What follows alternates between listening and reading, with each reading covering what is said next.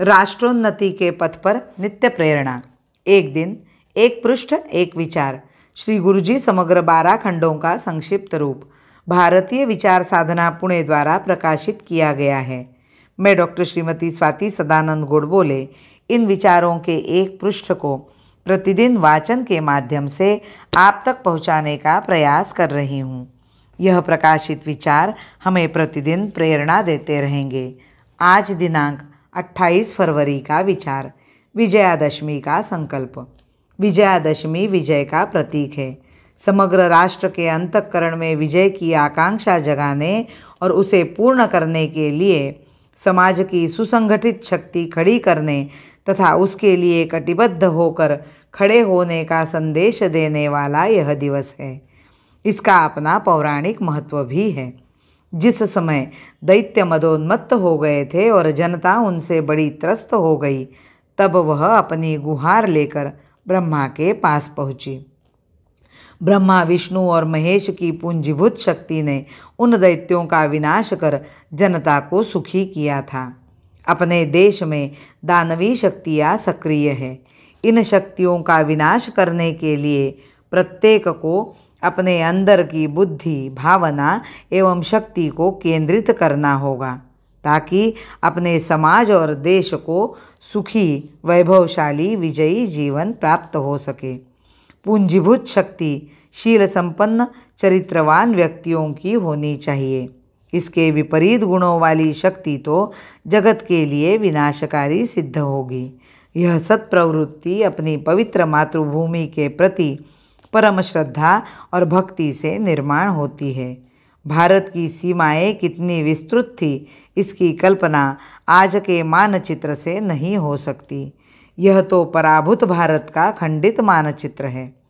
वास्तव में भारत की सीमा में कैलाश मानसरोवर, त्रिविष्टप, तिब्बत, अफगानिस्तान और कथित पाकिस्तान भी अंतर्भूत है। अपने देश की सीमाएं इतनी विस्तृत थी। अपने विस्तार का विचार तो वे ही कर सकते हैं जिनमें पौरुष, पराक्रम, निर्भयता और विजय प्राप्त करने की इच्छा हो। लेकिन यह सब तो तब हो जब आपसी झगड़ों से फुर्सत मिले। सारा पराक्रम और पौरुष आपसी झगड़ों में ही प्रकट होता है। वास्तव में परस्पर सौहार्द, स्नेह का प्रदर्शन और जागतिक मैदान में पौरुष पराक्रम प्रकट करने में सच्चा लाभ है।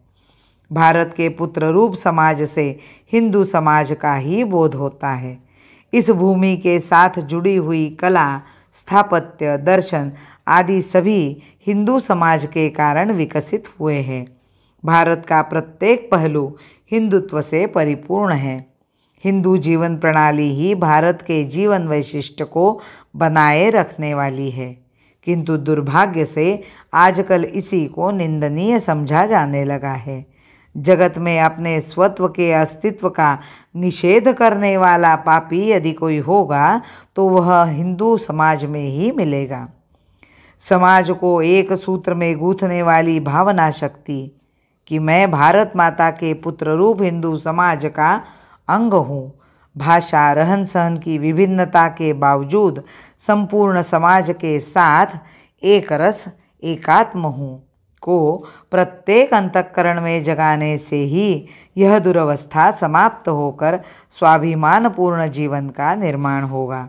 बड़े बड़े संकटों से जूझने की शक्ति उत्पन्न करने के लिए अपनी परंपरा, संस्कृति, दर्शन आदि का साक्षात्कार करना होगा। इसी में जीवन की सफलता है।